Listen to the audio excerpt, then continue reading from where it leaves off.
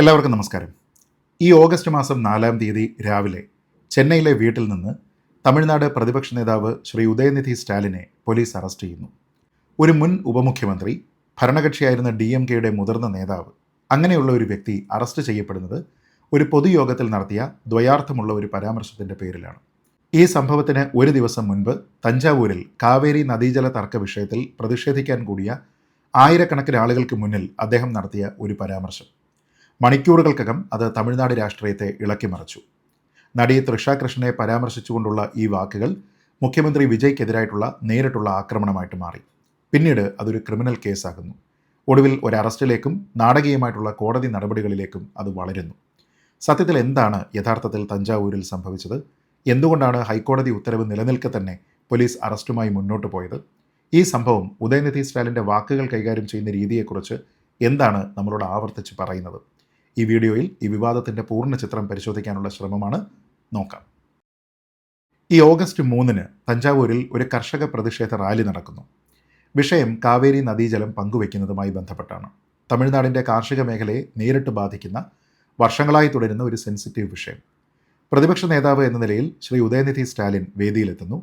കർണാടകയിൽ നിന്നുള്ള ജലവിഹിതം ലഭിക്കാത്തതിൽ മുഖ്യമന്ത്രി ജോസഫ് വിജയുടെ നേതൃത്വത്തിലുള്ള TVK സർക്കാർ മൗനം പാലിക്കുകയാണെന്നും യഥാർത്ഥ വിഷയങ്ങളിൽ ശ്രദ്ധിക്കുന്നതിന് പകരം DMKക്കെതിരെ കള്ളക്കേസുകൾ ചമയ്ക്കുകയാണ് സർക്കാർ ചെയ്യുന്നത് എന്നും അദ്ദേഹം രാഷ്ട്രീയമായി ആരോപിക്കുന്നു. ഇത് സാധാരണ ഒരു രാഷ്ട്രീയ പ്രസംഗമായി തുടരുകയായിരുന്നു. പക്ഷേ പ്രസംഗത്തിനിടെ സദസ്സിൽ നിന്ന് ഒരു മുദ്രാവാക്യം ഉയരുന്നു. DMK അനുകൂലികളിൽ ചിലർ തൃഷ തൃഷ എന്ന് ആർത്തു വിളിക്കുന്നു. സദസ്സിൽ നിന്നുള്ള ഈ വിളിക്ക് മറുപടിയായി ഉദയനിധി സ്റ്റാലിൻ നടത്തിയിരുന്ന ദ്വയാർത്ഥ പ്രയോഗത്തിലുള്ള വാക്കുകളാണ് പിന്നീട് വിവാദമായത്. എന്നാൽ ഇത് പറഞ്ഞതിന് തൊട്ടു പിന്നാലെ തന്നെ അദ്ദേഹം താൻ ഉദ്ദേശിച്ചത് കാവേരി നദിയെക്കുറിച്ചാണ് എന്ന് വിശദീകരിക്കാനായിട്ടും ശ്രമിച്ചു.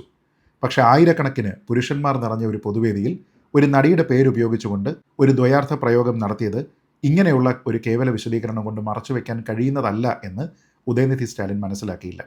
ഈ നിമിഷത്തിൻ്റെ വീഡിയോ ദൃശ്യങ്ങൾ മണിക്കൂറുകൾക്കകം സമൂഹ മാധ്യമങ്ങളിൽ അതിവേഗം പ്രചരിച്ചു. ഒരു മുതിർന്ന രാഷ്ട്രീയ നേതാവിൽ നിന്ന് ഒരു വനിതയെക്കുറിച്ച് പരസ്യമായ വേദിയിൽ ഇത്തരം വാക്കുകൾ വരുന്നത് പല കോണുകളിൽ നിന്ന് ഒരേ സ്വരത്തിൽ എതിർക്കപ്പെട്ടു. രാഷ്ട്രീയ ഭിന്നത മറന്ന് പല കക്ഷികളും ഇതിനെ ശരിയായ രീതിയിൽ അപലപിക്കുകയും ചെയ്തു. TVKയുടെ വനിതാ വിഭാഗം ഭാരവാഹി തഞ്ചാവൂർ ഈസ്റ്റ് പോലീസ് സ്റ്റേഷനിൽ ഇതിനെ തുടർന്ന് പരാതി നൽകുന്നു. അതോടൊപ്പം ദേശീയ വനിതാ കമ്മീഷനെ സമീപിക്കുന്നു. അതിൽ നടപടിയും വിശദീകരണവും മാപ്പും ഉടൻ തന്നെ ഉണ്ടാകണം എന്ന ആവശ്യമുയരുന്നു. പോലീസ് വേഗത്തിൽ തന്നെ കേസ് രജിസ്റ്റർ ചെയ്യുന്നു. സ്ത്രീകൾക്കെതിരായിട്ടുള്ള അതിക്രമം, വിദ്വേഷ പ്രസംഗം, IT ആക്ട്, ഭാരതീയ ന്യായ സംഹിതയിലെ മറ്റ് റെലവൻ്റായിട്ടുള്ള വകുപ്പുകൾ ഇതെല്ലാം തന്നെ ചുമത്തുന്നു. അതോടൊപ്പം തന്നെ ഉദയനിധി സ്റ്റാലിൻ്റെ വസതിക്ക് പുറത്ത് സുരക്ഷ വർദ്ധിപ്പിക്കുന്നു. നിയമം ലംഘിക്കാൻ ശ്രമിച്ച DMK പ്രവർത്തകരെ പോലീസ് കസ്റ്റഡിയിലെടുക്കുന്നു. അങ്ങനെ സ്ഥിതി അതിവേഗം വഷളായി മാറുന്നു. അറസ്റ്റ് ഒഴിവാക്കണമെന്ന് ആവശ്യപ്പെട്ടുകൊണ്ട് DMKയുടെ ലീഗൽ സെൽ മദ്രാസ് ഹൈക്കോടതിയെ സമീപിച്ചു. ഹൈക്കോടതി ജഡ്ജി ഉച്ചയ്ക്ക് 12 മണി വരെ അറസ്റ്റ് പാടില്ല എന്ന് നിർദ്ദേശം നൽകുകയും ചെയ്തു. മുൻകൂർ ജാമ്യാപേക്ഷ ഉച്ചയ്ക്ക് ശേഷം പരിഗണിക്കാമെന്ന് വ്യക്തമാക്കി. എന്നാൽ ഈ ഉത്തരവ് നിലനിൽക്കെ തന്നെ തഞ്ചാവൂർ പോലീസ് സംഘം ഉദയനിധി സ്റ്റാലിൻ്റെ ചെന്നൈയിലെ വീട്ടിൽ വന്ന് അദ്ദേഹത്തിനെ കസ്റ്റഡിയിലെടുക്കുന്നു.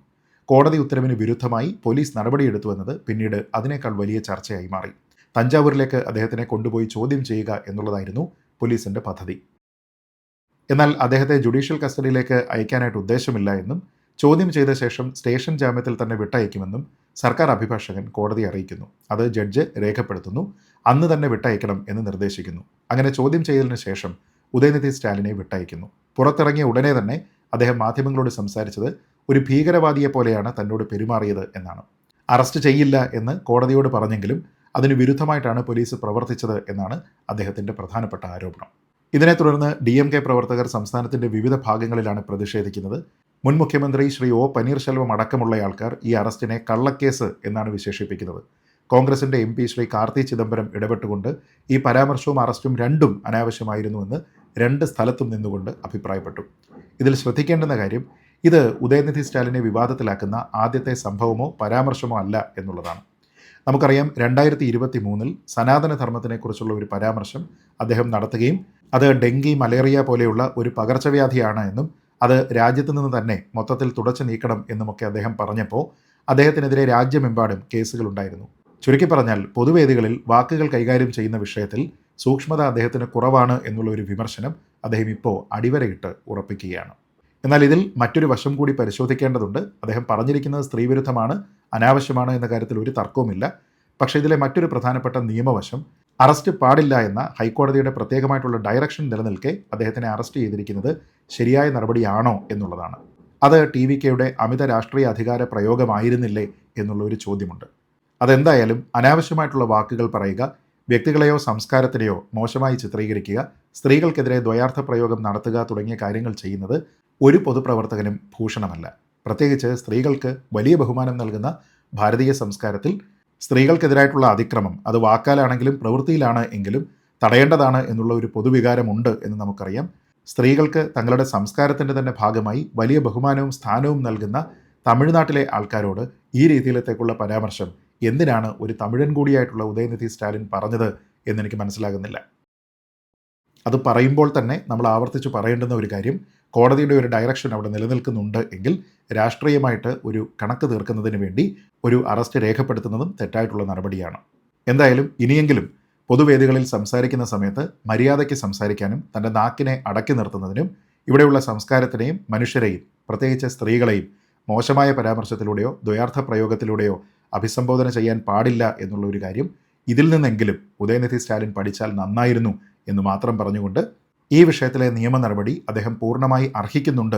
സ്ത്രീകളോട് ഇത്ര മോശമായി സംസാരിക്കുന്ന ആൾക്കാർ രാഷ്ട്രീയ പ്രസ്ഥാനങ്ങളിൽ ഉണ്ടാകുന്നത് ആ രാഷ്ട്രീയ പാർട്ടികൾക്ക് തന്നെ അപമാനമാണ്.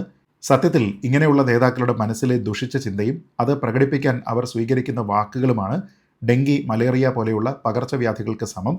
അതുകൊണ്ട് അതാണ് തുടച്ചു നീക്കേണ്ടത് എന്ന് മാത്രം പറഞ്ഞുകൊണ്ട് ഈ വീഡിയോ അവസാനിപ്പിക്കുന്നു. ജയ് ഹിന്ദ്.